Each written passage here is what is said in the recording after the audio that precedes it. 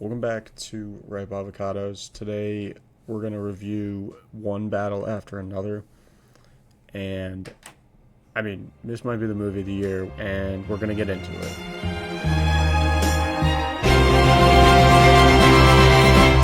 Daydream, I fell asleep amid the flowers for a couple of hours on a beautiful day. One battle after another stars Leo DiCaprio, Benicio del Toro, a bunch of other amazing actors and actresses. And it follows Leo and his wife, or girlfriend, whatever they are. It follows the French 75. They're this extremist revolutionary group that is basically helping detained immigrants in detention centers get out of them. And they are overrunning the DHS there, or the guards. They're blowing up shit. They're setting off fireworks. They're doing everything and anything to kind of be this revolutionary activist group, and a very extreme one. They rob banks, and Leo's girlfriend or situationship ends up killing one of the guards, and she has to go into witness protection program. And the person that is basically her parole officer looking over her is Lockjaw, who is probably the freakiest motherfucker I've ever seen on screen. I mean, literally, he's just an absolute freak. He's vile and disgusting, but at the same time, his love and appreciation for black women is unmatched. I mean, he goes above and beyond the creepy factor. But Lockjaw is kind of the main villain in this movie. Well, I mean, when you really start thinking about deep state type shit, I guess. Yeah. And the people behind the curtains. But Lockjaw, he's hunting down all the members of the French 75 because Leo's girl turns out to be a rat, a little snitch, and we find that out early on too. That's the first part of the scene, or the first part of the movie. Because then it flash forwards 16 years later. Leo's got a kid, Willa, and Lockjaw's hunting down all the members of the French 75.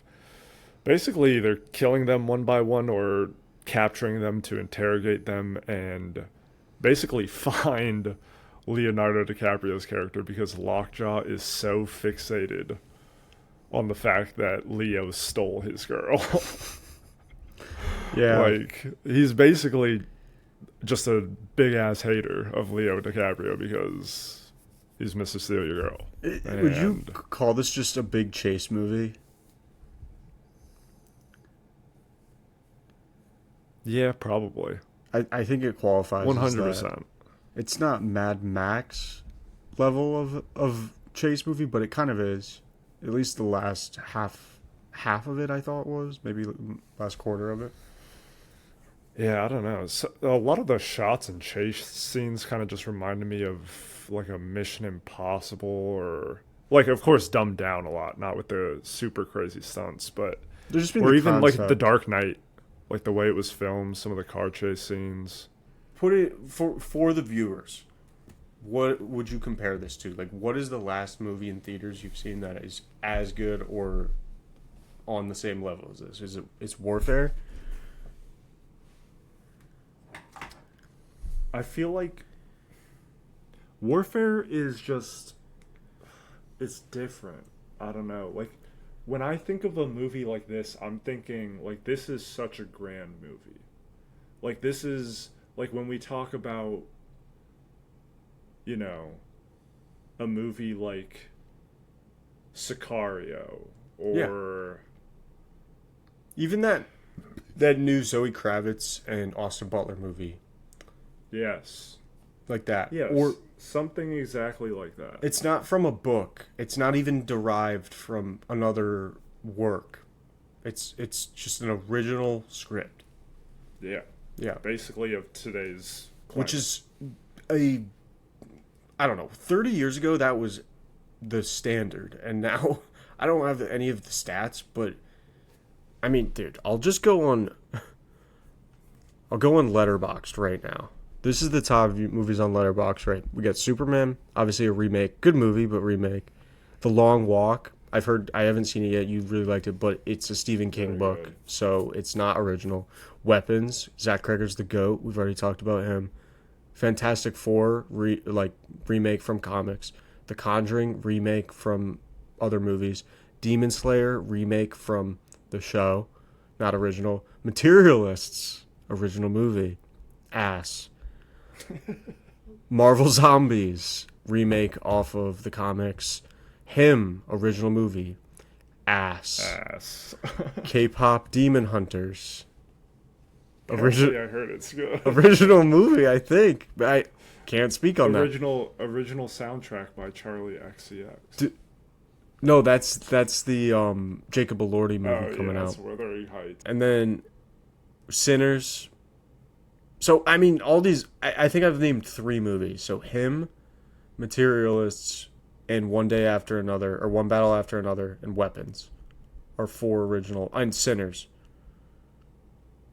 And then, like, Dead Poet Society is on here, but that came out in the 80s. That's an original movie. Great movie, though. Yeah, but that's just proving my point. Like, Yeah. all right, let's do the scores then. And yeah, and then we'll talk. We got a lot to talk about this movie. I mean, I really liked it. Entertainment wise, I really went liked 8. it as well. I went 8.1 here. Wow. Entertainment, I went 9.2. Okay. Characters, I went a little bit higher. I went 8.5. Characters, I went 9.3. Dang. Okay. And then cinematography, I went 8.7. Damn. Cinematography, I went 9.5. And then writing, I went 8.1. Writing, I went 8.9. 8.9. Okay, so you're higher than Pretty me much, across the board. yeah, pretty much like a whole 9 club. So, entertainment wise, I would say the obvious negative for me is just the length of it. With that being said, this movie was so interesting to the point where that didn't really bother me. I just had to go to the bathroom during the middle of it, so I missed like a couple minutes in the beginning, or excuse me, in like the middle portion of the movie there, but I was able to. Lockjaw getting pegged. No, it was when it was right after he shows up at the dojo and Benicio del Toro's character is taking him under his wing to, get him across the what does he call it? Like the Latina Underground Railroad or whatever. Yeah, no, that was the part I missed. But overall, I mean, I think this movie was really entertaining from the standpoint of how many topics were just, very widely discussed in today's news. And I think that will catch anybody's eye. But they're not taking like a really hard-nosed stance one way or the other. Like they're painting the picture of both sides of like the political aisle to be equally pretty crazy. And I think like the overall message of this movie is not one of these is better than the other. It's just that like revolutions in this sort of shit is so pointless when you have these. It's one battle after another. Yeah, you just have these like aristocratic cabal guys like actually running the world, which I mean, I think that's maybe we should touch on that too much. So yeah, I mean, there's just a lot of topical content in this movie that applies to the like what's really going on in the world, and I think that's why it's so good. Plus, it's funny and it's got the fucking funny, the best actor of all time starring in it. Top 2, not 2. I mean, he's up there. Don't tell Pedro Pascal that, but he's. I mean, don't tell Bella Ramsey that. I think is this the first Leo movie we've actually had on the channel? I think it is. I'm just thinking of throwbacks. Like, I don't even know if we've done a movie of his yet, but yeah, I mean, not much we really have to say on the fact of him. I mean, I thought he was so good in this movie. I mean, he could just play these characters with like different layers. I don't know. Do you want to just go to characters now, or is there like another piece that really made you like it more than I did? I mean, I went 8.1. I mean, I still thought this movie was like really good. 8.1's a good score. Just not amazing, huh? I thoroughly enjoyed this. Go for it. No, I just liked I liked Weapons a little more. Just in term, I just think Weapons to me when I saw it in theaters for the first time, I thought it was a little better. That's just my opinion. I think this movie is really good, and I think a lot of people probably will like it more than Weapons. I think you probably do. But I think that this movie was so good.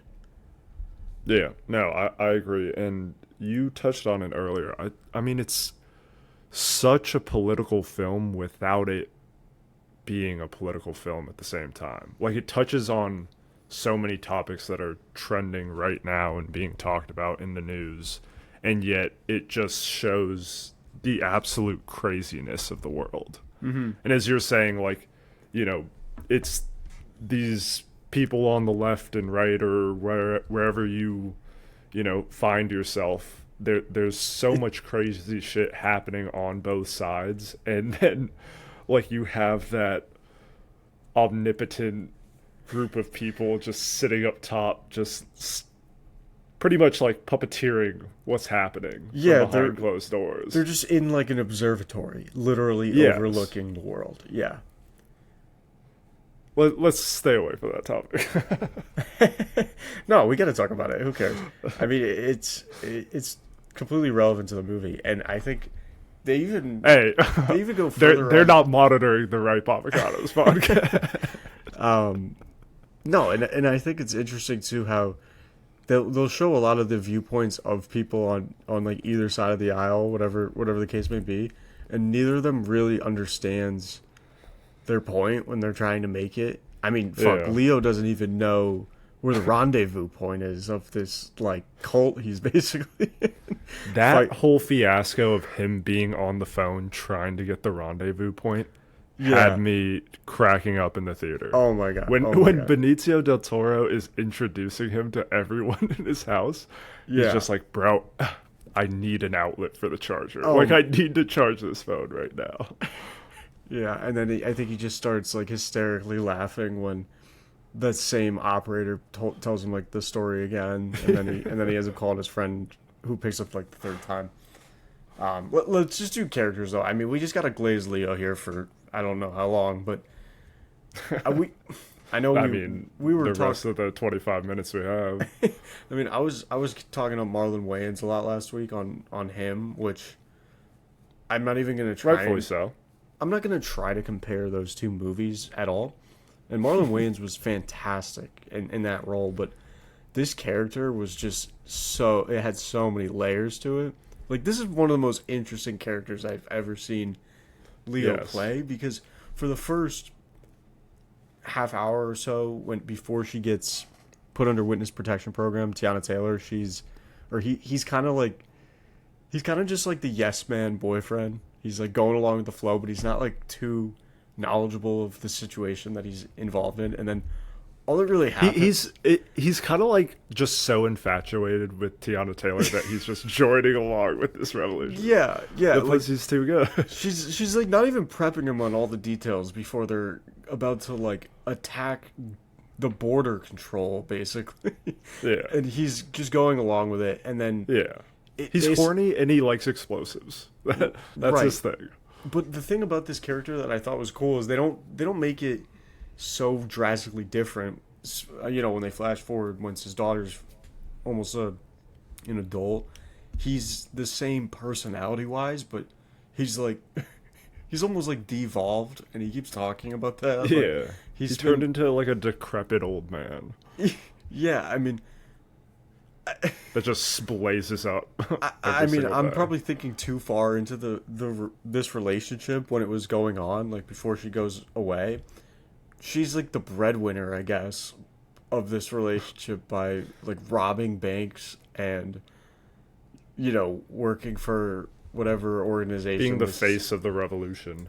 Right, and he's just like making like bombs and fucking weapons for her. Like, they're not doing anything to profit, and then like all of a sudden he has a child and he's moving around and probably picking up checks from the government. I don't really know, they don't explain how he's like getting money after that, but his personality makes total sense. Like, he's completely lethargic, has no idea how to function, has kind of like lucks his way into a lot of shit, and it's so fucking funny, like, because Leo can just pull it off, you know. And I love Benicio del Toro too. I think you could just tell two guys right there that just can act so much better than a lot of the people we're seeing on. I mean, even like some of the movies we were talking about last week. There's just like night and day differences between those guys. Yeah, Like even when they're weathered. When he's getting arrested, I was cracking up. He's like, I don't even know what the Belly fuck dancing. Yeah. He was throwing it back for the cops. I just some of these actors, man, are just so good at what they do.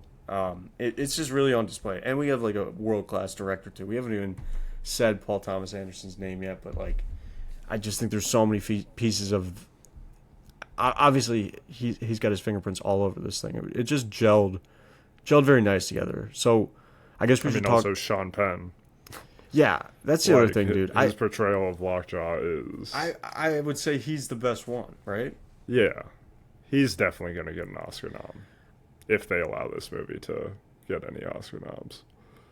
If they, I mean, dude, it's definitely going to get there. I mean, Paul Thomas Anderson is like the darling of Oscar-winning performances. I think I don't know how many he's got, but I know he's won a few, and I know he's been nommed for a ton because he's like the Daniel Day-Lewis. Yeah, he's the Daniel Day-Lewis guy. But yeah, so we should probably talk more about Willa. Like she, in my opinion, she's a great character. I mean, it's not like we haven't seen some rendition of that character arc, you know, but I thought she held it down pretty well. And obviously she's got like different aspects of her upbringing, I guess, that are maybe a little different than what I was thinking. Like that girl from Wolverine is kind of who she was reminding me of. I know she doesn't have like superpowers, but it's like that same storyline, like where she gets taken under the wing by some other guy. I guess Leo is not Wolverine, but no, probably. Dude, Leo's like he reminded me a lot of the Big Lebowski.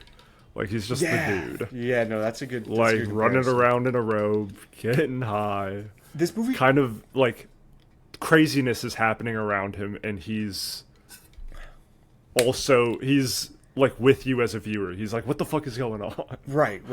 Yeah, the whole chain smoking that the Roach was crazy. He was just like, all right, what do I do? Oh, yeah. What do I do first? Dude, he's smoking like the tiniest little thing I've ever seen. That reminded me so much of Towley from South Park when he's like, fuck, like what do I do? Let me get high first, real quick. Yeah, he's got his priorities straight, for sure. No, yeah, Sean Penn. I mean, his walk was so fucking weird. I don't know what was going on there. I mean, it looked like he just had a stick up his ass, and I think that portrayed Lockjaw's character so well. Dude, yeah. I mean, he was just so sick. Like, I need to rewatch this movie. Sick in what way? Like, grabs your attention sick. Kind of like the Homelander. Yes. Very much so the Homelander effect. Even though he didn't really, like, do anything that violent, I would say, in terms of... Like, I didn't see him just... I guess he was, like, wiping out the gang... Or the members of this, you know, group. But he's just, like, sadistic and over... Yeah. Like, he's got this, like, power-hungry thing. But they do a really good job of, like, showing how his insecurities are really, like, masking what he's doing and all this shit. Without him, like, outwardly saying it. He never admits it. And he, like, falls on his sword, too. He still, like, to the very end, he looks like a fucking Oompa Loompa, but he's into the cabal, so he's, like, all of his life goals have been met. He's, like, the most materialistic dude ever. Like, Dakota Johnson would fawn over this guy. No, he's not tall enough. Maybe if he got some stilts in his legs. If you get the surgery, then she would. No, but when he's doing the DNA test with Willa, she's like, you know those shirts come in larger sizes. He's like, I'm not gay. Yeah, but then he does that, and then I think it was maybe 30 seconds later, he's like, if this is a match, it's not going to be good for you, or something. Like, so eerie. And then he does that weird-ass walk out of the long room. Tiana Taylor was a good character too. I'll just mention her really quick. I didn't like her character because she was like really dumb and made a lot of. Dumb is probably not the right thing to describe her. She made a lot of rash decisions. Stubborn, very stubborn, and a lot of her decisions were like rash and home wrecking. Really, like her daughter had this. She was dedicated to the revolution.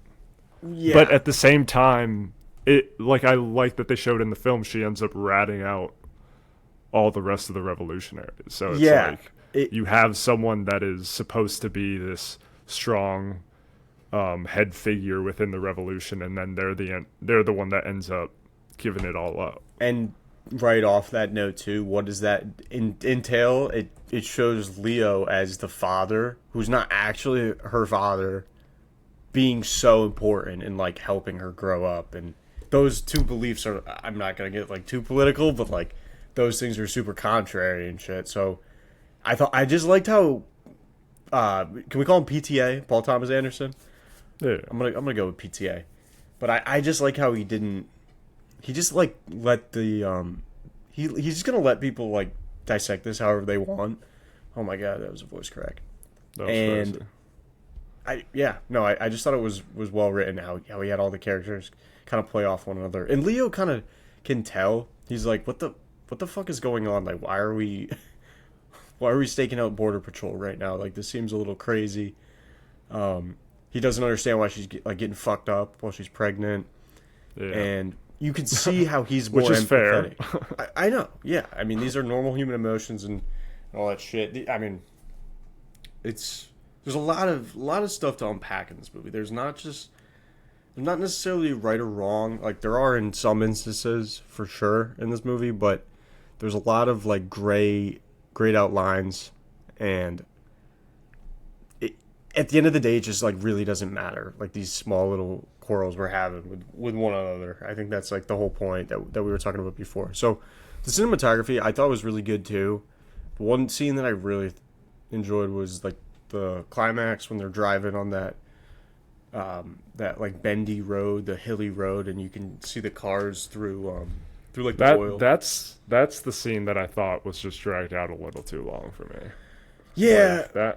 Like I get it. It was definitely building the suspense, but at a certain point, I was like, if I see one more dip in this road, I'm gonna scream. Yeah, it seemed like they probably had like one or two cuts too long. I get where you're coming from there.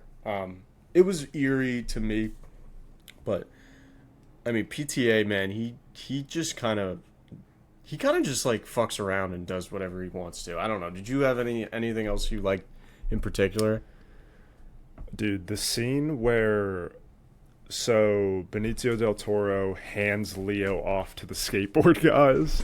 Yes. And they're running across the roofs doing parkour. Of course, the three younger guys are doing front flips over the buildings, and Leo is like falling over and taking his way down the ladder. And then that shot where he just drops down 40 feet, hits the tree, hits the ground, stands up, and then gets tased. Yeah. Like, that shot was incredible, had me dying laughing. And then, of course, the phone call after where he's like, yo, your boy just, like, fell off the roof, hit a tree, and got tased by the police. Your boy Benicio del Toro's like, what?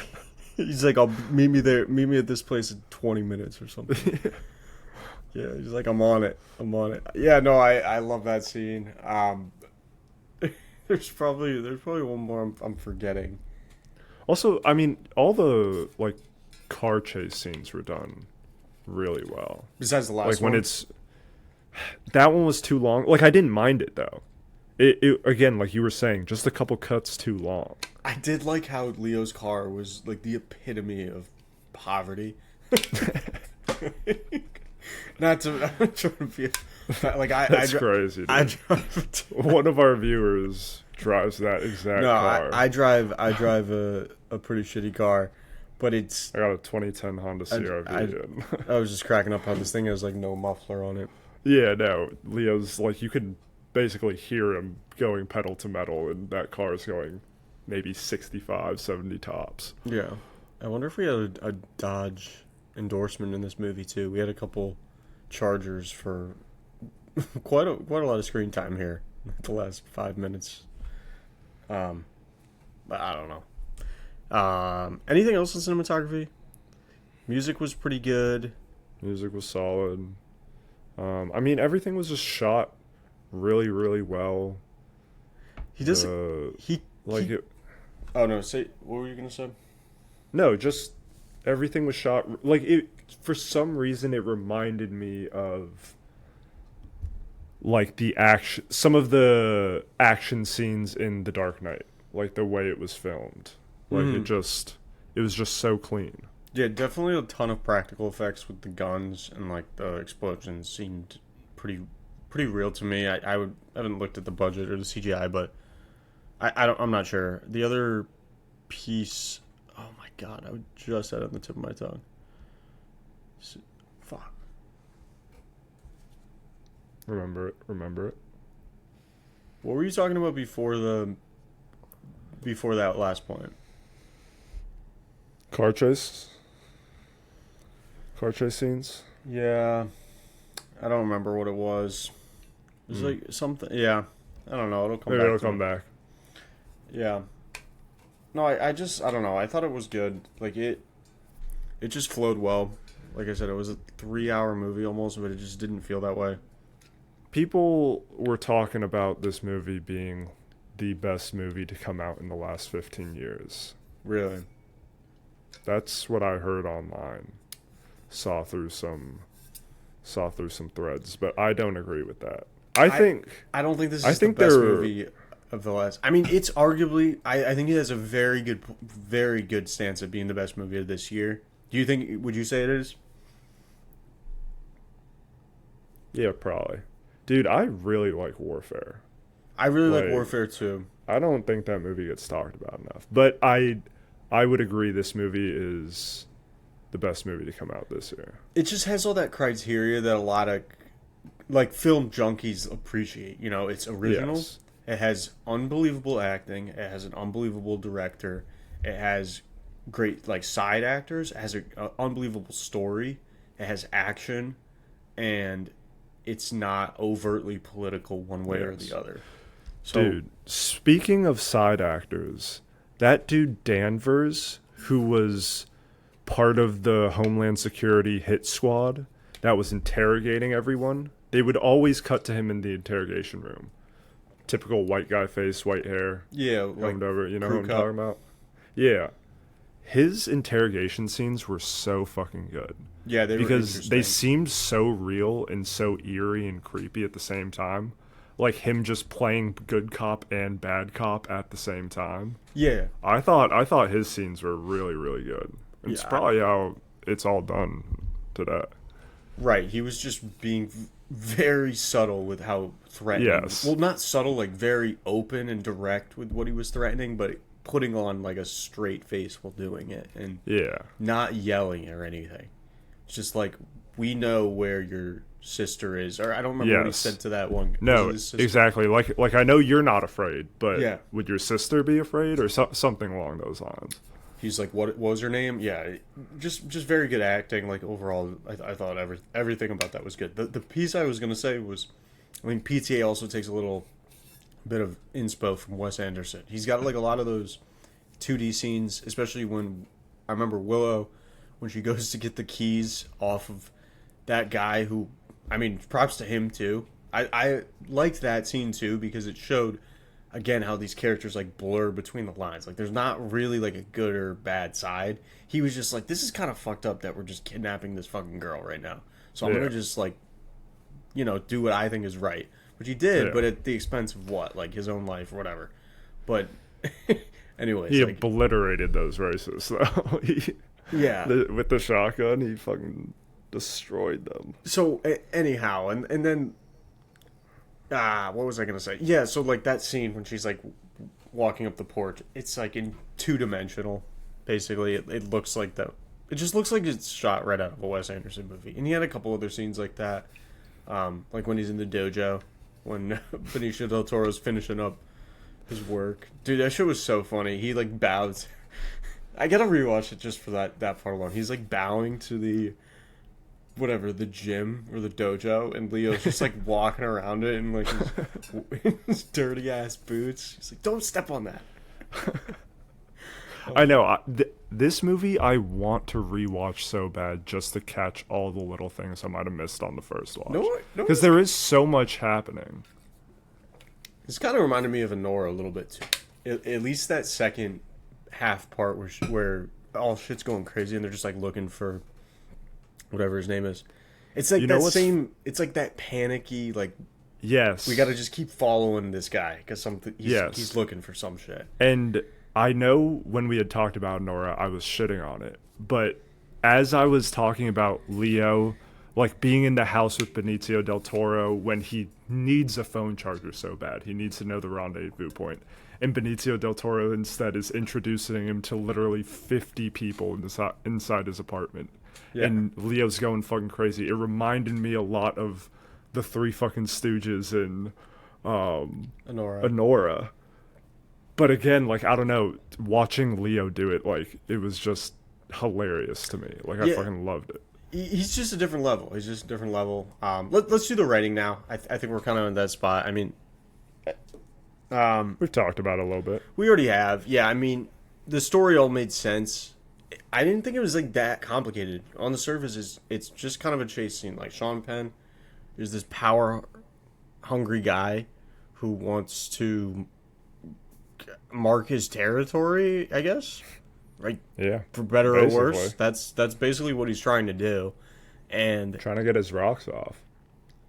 Yeah, and I think I think they're literally insinuating that he was to like take over the fucking world because he's like all he's trying to do.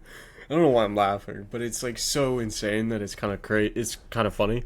He's trying to get the approval of the Illuminati or like the mob. the Christmas adventurers. Whatever you want to call them. All hail Saint Nick. Yeah. That was crazy. When I heard that the first time, I was like, what? Yeah, the Christmas adventurers. He's trying to just get in this cabal, and he just lies on his resume, and it ends up like backfiring on him because I think he just wanted to gain that power so that he could, just control more. He wanted to have that status. Yeah, and that's basically the movie, and it does play so well into just current events and stuff, and that's why I liked how it went. It was just so original, man. Like 3-hour fucking movie, and there's so many different pieces to the story. Like Tiana Taylor is in the first 30 minutes or so, and she's the main character when she's on screen. Yeah. Like Leo's kind of taking the backseat to her while that's all going on, and then when she's off screen, you don't kind of realize her presence is gone when you realize that like Leo can't do he doesn't know how to do fucking anything. Yeah. No, it's funny because like you said, she is the strongest presence on screen in that first 20 minutes.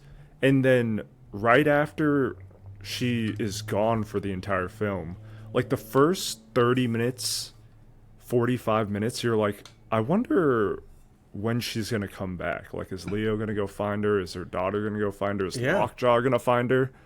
And then you're an hour, 30 minutes further into the movie, and you're like, holy shit, totally forgot about her. Like, she's just not showing up in this movie anymore. No. And that's, again, that's probably real.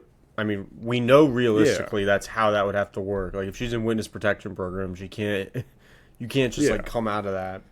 They could have had the happy ending with her reuniting with Leo and Willa, and they moved to a suburb and grow up as a happy family together. But, like, this is rooted in reality. No, it is. And I like how it doesn't show complete negativity when it comes to this. Like, this is not a complete family. Like, the parents they can't be together. Like, I don't even think they married, which, whatever. Like, I don't even want to get into that. But, like, they're somewhat of a, like, split family, but it's still so impactful, the fathering that Leo's had on his daughter. Even though she doesn't really... she's smarter than him by all trades. Like, she is way more adjusted to. He's got like 3 brain cells. He clicking is around so up there. dumb. He's so dumb, and the fact that she still cares about him and everything, and recognizes, like, she literally beats her biological father, and there's not even that stupid scene where the it happens in like Guardians of the Galaxy when Kurt Russell like gives Chris Pratt a little pep talk, and he's like, "Oh fuck, I really like miss my dad." Like, I wonder why he was gone for 35 years. Like, I'm sure he's fine. Like, I'm sure it was all for a good cause.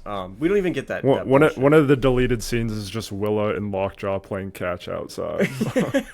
It's Willa's running routes. No, Lockjaw's it's dotting her up. they're playing doubles ping pong with Patrick Wilson and the other kid from The Conjuring. They're like in the garage, like, "Oh, I got you. Nice serve, buddy."